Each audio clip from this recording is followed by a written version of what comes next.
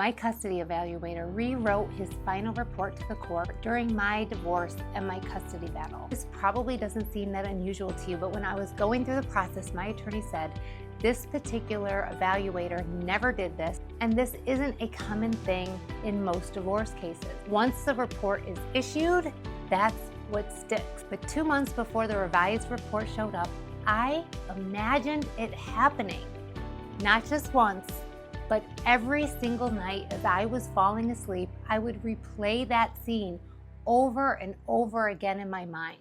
This wasn't the only time this happened either. A few months ago, I used this on my son's broken mirror and it worked again. Today, I'm going to show you exactly what I did, why I think this works, and how you can try it tonight. Let's rewind to that custody evaluation. I was going through a nasty divorce. My husband at the time did not want to let me go.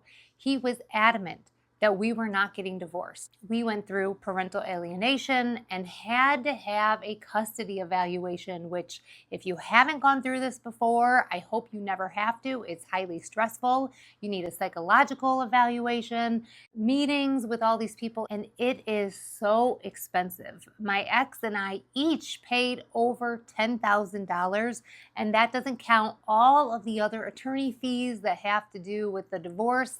It's very expensive. It's horrible for the children, and I never want any of you to have to go through that experience. But in this process, the custody evaluator was supposed to take my evaluation, my ex's evaluation, interviews with the kids to come up with a plan and a recommendation for the court on what is best for the children. And our custody evaluator put in this report that everything was fine. Everything was working out, and recommended that we as the parents come together to understand what is best for the kids and move forward.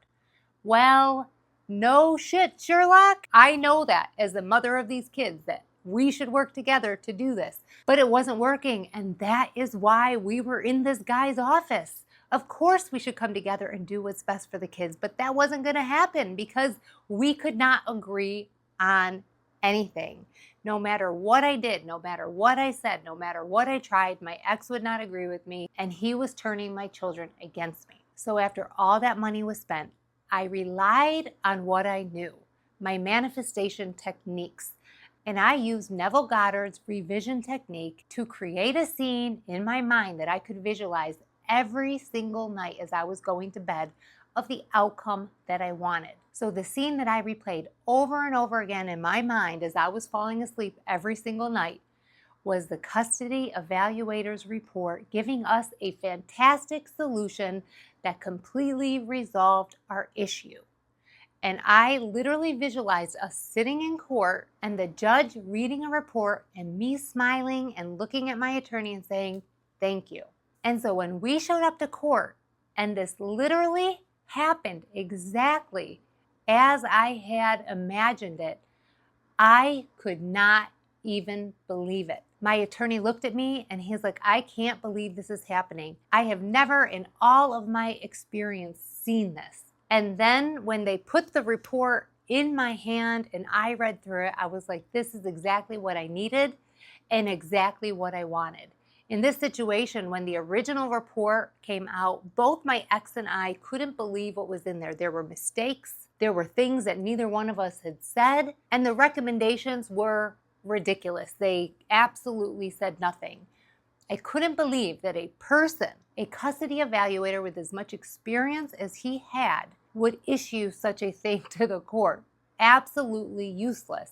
And my ex and I, we agreed on very little, but we both agreed on that it was a waste of money. So for him to come back and issue a report that indicated that we were struggling, we weren't able to come together to make decisions, and that there were very clear steps about what needed to happen, and from a court's perspective, for the court to enforce, we were both thrilled. And this was ultimately what set us free and got us to come to a final agreement to be divorced and have a final parenting plan, a parenting agreement for my kids, and which ended all of the years of strife that we went through in this divorce. So let's talk about what happened. This is Neville Goddard's revision technique, where you use that time before sleep to visualize, imagine what you want over and over again in this very particular state near to sleep. And as you do it, you can change your reality.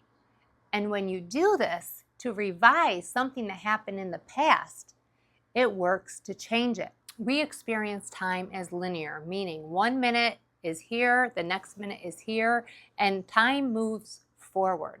So when you change your past, it makes that change in a future scene. So for me in this example, I wasn't able to change what happened with that first report that came out. I have a memory of it. It was sealed in my mind. But what happened was it became obsolete. That scene that happened in the past didn't matter because I got a new report, a new scene, a change to what occurred and the outcome. So with Neville Goddard's technique, while you are revising the past, you're revising it to a future outcome that shifted. So let me share with you my second example. My son's rear driver's side mirror cracked. When it was rolled down, there was something broken in the device that holds the window in place, that if the window was rolled down, when you open the door and shut it, it breaks in the door. This happened to me twice. So the second time it happened, like, oh shoot, I gotta get this window fixed. But we wanted to fix the problem with the door, so I ordered the piece that needed to be replaced, and when they were gonna swap out the glass, they were going to install this new mechanism. And it's an older car, so I had to order the glass, I had to order the part. It was gonna take a week to come in. So the glass was there, the part came in, and when I called to make the appointment, they said they had no appointments the next day. This was a Thursday. I wanted to get the car in on a Friday because I was traveling for work the following week. And my kid didn't have a car window. So it was very important for me to get this car fixed. I asked them, is there anything you could do to squeeze this in before I go on this trip? And they're like, no, they aren't open on the weekend. There was nothing they could do. So I said, okay, thank you. I hung up the phone. That night, as I was going to sleep, I visualized the car getting fixed on Friday and thanking them for squeezing us in. And I just visualized that over and over again as I was going to sleep. So the next day, early in the morning, I called to see, did anything open up? Can you get us in? And they're like, no, nothing opened up. Well, about an hour later, I get a call and the mechanic said, can you bring the car in at 4 p.m.?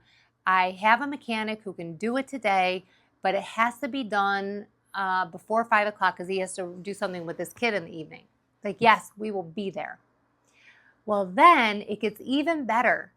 At about 10 o'clock in the morning, I get another call from the guy who said, can you bring it in now because something happened and I got a whole bunch of cancellations and I want to be able to send my guy home early today. Can you get it in? So that car was done and fixed before 2 p.m. that day. Exactly what I imagined, a different situation, but the same pattern. So here's exactly how you can do it too. Choose one event that you want to change. Identify what it would look like if that situation had the outcome you wanted. I want you to write it out in first person, what it would look like, and I want it very short, very succinct, and full of small details.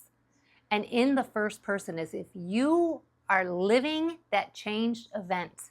And it should only be 3 to 5 seconds long of that final outcome. And as you're going to sleep, you put your head on that pillow, close your eyes, and just replay that scene over and over again. You do it once, you finish the scene, you do it again, and eventually you are going to fall asleep and not even remember that you are visualizing it. And you are going to do that every single day until it shows up in your life. Now for my car situation, that manifested almost instantly. I revised that Thursday night and Friday it showed up. With that custody evaluator example, that took 2 months for it to show up. So the time depends on the situation and the universe. So I want you to take a situation tonight, try it, and when it manifests, I want you to come back to this video and put it in the comments. Tell me what happened.